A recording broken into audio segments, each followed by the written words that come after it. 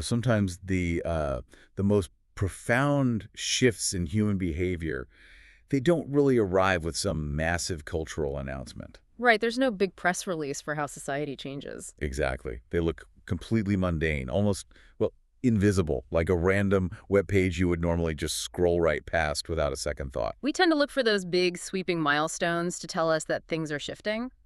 But the real structural changes, they usually happen quietly out in the digital margins, long before anyone writes a headline about them. Yeah, and today, for this deep dive, we're looking at one of those quiet margins. It's a really fascinating space to observe. It is. And to do that, we're pulling from a somewhat bizarre GoFundMe page, a stack of emerging legal theories regarding platform governance, and a really eye-opening clinical document from our sources. Right, which we'll definitely dig into. Yeah. Yeah. But our mission here, just to be clear to you listening, isn't to get bogged down in the specifics of petty internet drama. Oh, not at all. We want to use these sources to map a massive, mostly unmapped behavioral shift. We're going to explore how adults, many of whom are, dealing with profound isolation, are retreating into interactive YouTube microverses to find emotional stability. And why these spaces are actually serving as critical regulatory scaffolding. Yeah. Okay, let's unpack this, because if you just glance at the catalyst for our discussion today, it looks like a total circus. It really does. On the surface, it's completely absurd. We have this GoFundMe campaign for a YouTube channel called TSN, which stands for the Shuli Network. And they launched this campaign to raise $20,000 to fight off copyright strikes. Right, strikes from a rival creator known as Stitjo. Exactly. And if you actually look at the page, out of that $20,000 goal, they've raised a very specific $2,451. From just 47 donors, right? Yeah, just 47 donors. And you see donations like $200 from someone named Eric the Actor, or $100 from a user called Dabbleverse, leaving comments like, "Fight the enemy." The organizers are claiming their freedom of speech is under attack. Yeah, it looks like standard internet noise. Completely. On paper, it reads like a really petty internet squabble. Just a niche creator trying to fund a legal defense against another niche creator. And the ecosystem they operate in, which the participants actually call the Dabbleverse, it has a reputation built almost entirely on, well, trolls, constant feuds, mockery, and counter-mockery. The contrast between that surface-level situation and the underlying reality is just striking. Because the surface looks trivial, but the psychological reality we found in the sources is actually quite deep. I was thinking about this, and it's sort of like walking past a noisy local dive bar in the middle of the night. Oh, that's a good way to look at it. Right. From the street, the music is way too loud. The neon sign is buzzing aggressively. You hear people yelling over each other. It seems chaotic. Maybe even hostile to an outsider. Exactly. You wouldn't want to just wander in there. Yeah. But if you actually walk inside and you sit there night after night, you realize the reality is completely different for the regulars. That's their space. Yeah. To them, it's the most predictable, comforting place on earth. They know exactly who sits on which stool, what the bartender is going to say, and, what time the usuals walk through the door. The dive bar analogy really gets right to the core of the dynamic, because the hidden truth that emerges from our sources is that TSN isn't just a broadcast. Right. Despite the incredibly crude exterior, it has accidentally evolved into a very specific type of safe space. We're looking at an audience of roughly 2,000 active viewers showing up every single night, like absolute clockwork. And the sources emphasize that these aren't teenagers looking for, fleeting entertainment. No, not at all. The core of this community actually consists of mature adults. Many of them are actively managing neurodivergent challenges. Right, they're navigating things like ADHD, autism spectrum disorder, OCD, or just dealing with chronic heavy loneliness. Which completely recontextualizes what we're looking at. It does. The crucial distinction here is that the content itself, the specific jokes, the ongoing feuds, the daily commentary, that isn't the primary mechanism drawing these viewers back. It's not about what they're saying. No, it is the routine. 2,000 people are showing up because the ritual of being there is grounding. The show serves as an anchor point for people who desperately need predictability to keep their lives balanced. They use the familiar rhythms of the live stream chat as what the sources call external regulatory scaffolding. That's a really vital term to understand. Yeah, they see the same recurring usernames, they repeat the exact same inside jokes, and it creates this incredibly low-stakes social interaction. Because scaffolding, it holds up a structure that might otherwise collapse. Right. In the physical world, social interaction carries an exceptionally high cognitive and emotional cost. If you are neurodivergent, walking into a physical room requires processing microexpressions, managing the pressure of being perceived. Navigating unpredictable noises. Exactly. And constantly masking your own behavior just to fit in. But in a live chat, the stakes are completely stripped away. You can just exist there. Right. You can participate, feel a sense of belonging, and be known by the group without any of that overwhelming real-time processing pressure. But here's where it gets really interesting, because I have to push back a little on the mechanics of this. Okay, go ahead. If someone struggles with structure, or they deal with overstimulation and anxiety in the physical world, why would a fast-moving, crude, and often juvenile live stream chat be the exact place they find comfort? It seems counterintuitive, right? Yeah, because a live chat with hundreds of people typing at once, that seems like the actual definition of overstimulation. What's fascinating here is that predictability actually trumps aesthetics when it comes to neurological regulation. Oh, interesting. Predictability over aesthetics. Yes. The chat might appear chaotic to an outsider, but underneath, it operates on a deeply reliable set of rules. For a neurodivergent adult, that predictability lowers the cognitive load. Because they have control over the environment. Exactly. They control the volume. They control the physical distance from the screen. They can look away without breaking some unwritten social contract. So it's basically the illusion of chaos wrapped in actual rigid structure. Precisely that. When the physical world feels overwhelming because you never really know what's going to happen, knowing exactly what the tone will be at 8 o'clock every night in this specific chat window, it acts as a pressure valve. It's something they can rely on. Yeah. 3 years of the exact same rhythm, the same hosts, the same cadence of jokes. It creates continuity. It's not about the sophistication of the environment, it's about the reliability of it. That reliability actively regulates their nervous system. And we are seeing this specific mechanism play out in the Dabbleverse, but the sources make it very clear this isn't some isolated incident. No, it's indicative of a much broader population trend. Yeah, and to really understand the mechanics at play here, we need to refer directly to the clinical file in our sources. It's a document called Neuroscience Notes.s. That document completely reframes the phenomenon for me. Same here. We really have to move away from the specific YouTube drama and look at the underlying biology driving this behavior across the entire internet. Because in Neuroscience Notes.docs, there is this concept introduced called the analog fade. The analog fade, it's such a powerful phrase. It really is. It describes this slow, generational retreat from physical social life into digital environments. We are looking at a demographic of discouraged, aging adults, people in their 40s, 50s, and 60s. People who are just quietly turning inward. Yeah, they're becoming increasingly reclusive. If we connect this to the bigger picture, the sheer scale of this demographic shift is staggering. These aren't people just withdrawing from society in a vacuum. Right, they're going some way. They are rerouting their social energy.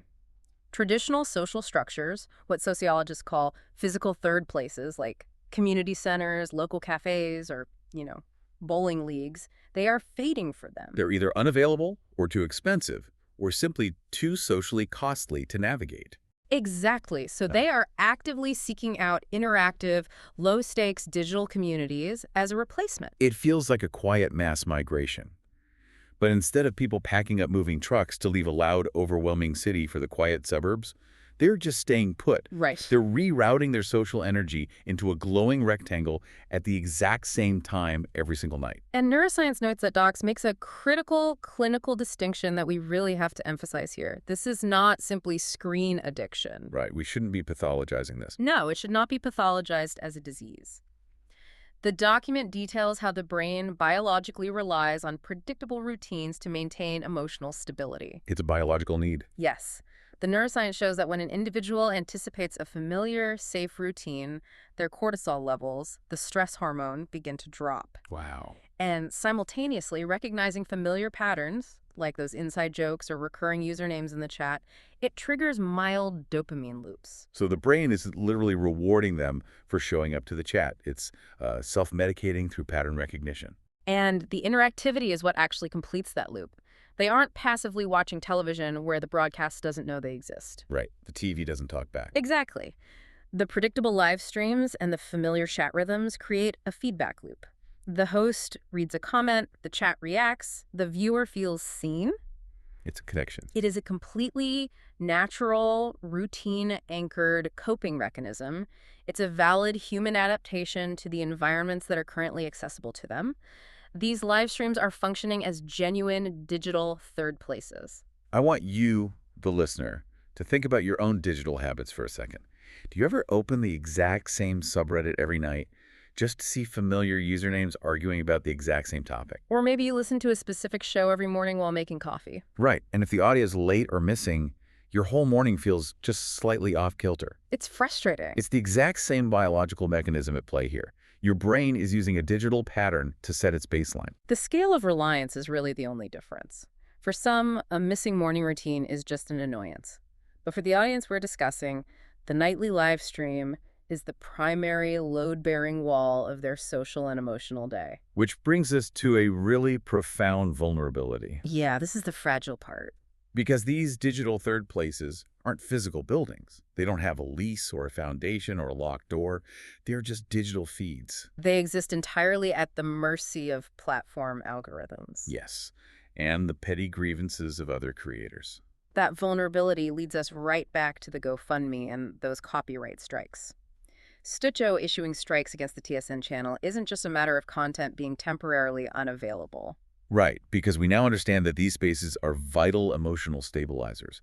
So we can look at exactly why disruptions, like those strikes, cause such explosive, intense reactions from the audience. Outsiders look at the reaction from the community and they think, why are these fans overreacting to a YouTube video being taken down? It's just a show. It seems disproportionate. But the reaction isn't outsized at all. When Stitcho fires off a copyright strike, it is the breaking of a daily regulatory routine. It's not like a TV show being preempted by a sports game.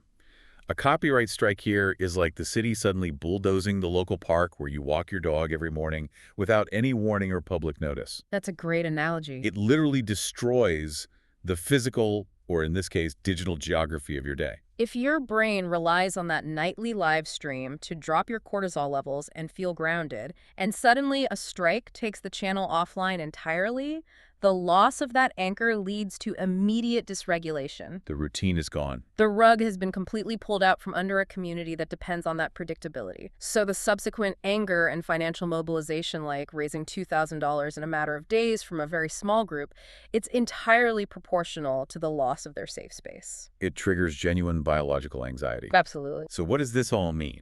The sources touch upon the unseen legal implications of this dynamic, and it is quietly staggering to think about how this might play out in the courts over the next decade. It's a completely new frontier for platform governance. Because this represents a loss of community continuity and measurable behavioral harm, there is a real precedent-setting legal risk here involving platform enforcement misuse. This raises an important question about the legal responsibility of platforms like YouTube and, honestly, even the creators themselves. Yeah. The legal framing in our sources points out that as society moves further into the analog fade, the law will have to adapt to what constitutes harm. It's not just about hurt feelings. No, this isn't about hurt feelings over a lost video. It's about a trackable pattern of psychological disruption. The sources even mention the possibility of viewer depositions. Which is wild to think about. Let's really dig into the mechanics of that, because I am just astonished by the concept. A seemingly petty YouTube strike could theoretically result in lawyers deposing individual viewers to prove a disruption of their psychological stability. Well, think about how a tort case works. To prove harm, a lawyer needs to show a change in baseline behavior that was caused by the defendant's actions. Okay, right. In the physical world, if a company's negligence causes an accident, you measure the physical and psychological fallout. But in this digital context, a legal team could subpoena a platform for watch time analytics to establish the rigid routine of the audience. They would have the exact data. Exactly. They could prove that 2,000 people logged in at exactly the same time for exactly the same duration, hundreds of days in a row. Just establishing the routine is a matter of measurable data. Then they depose those viewers to map out the psychological fallout, directly correlating to the moment the channel was falsely struck. Looking for spikes in anxiety. Right. Spikes in anxiety, missed work, dysregulation. If a creator abuses the reporting system, or a platform's automated systems recklessly destroy that daily scaffolding, the legal liabilities become incredibly complex. Because there's a paper trail. Courts don't need melodrama, they need data patterns. And this community generates data patterns in absolute abundance. We are crossing a threshold here where it's no longer just about terms of service or fair use and copyright law. No, it's much deeper. We are dealing with digital ecosystems that act as actual load-bearing psychological infrastructure for vulnerable populations. If you recklessly break the infrastructure, you are doing measurable harm. And neither the platforms nor the creators involved seem to fully grasp the structural risk they are playing with. The Dabbleverse is just a prototype of this conflict. It's happening everywhere. This same disruption could happen in gaming streams, ASMR communities, late-night Hangout channels, really anywhere a predictable schedule meets a consistent, interactive chat culture. It fundamentally changes how you look at the internet. What initially looked like a mundane, slightly petty GoFundMe campaign for a niche internet feud is actually a profound illustration of a much deeper reality. It's a lifeline for people. Adults are using these interactive digital microverses to anchor their lives. They are finding stability and rhythm in a world that often feels deeply isolating, exhausting, and unpredictable. It is a very human adaptation to a changing world. People have always relied on routine to stay balanced. The only difference now is that the routine lives inside a live stream chat window instead of a town square. Right. It deserves our quiet observation and an attempt at understanding, not our judgment or dismissal. It's just a group of regulars at the local dive bar finding comfort in the fact that the neon sign is still buzzing, the same people are sitting in the same virtual seats, and the rhythm of the night is exactly what they expected it to be. A nightly anchor that keeps the fabric of their day stitched together. If these digital microverses are providing essential scaffolding for thousands of people, what invisible, highly predictable digital routine is quietly holding your day together without you even realizing it?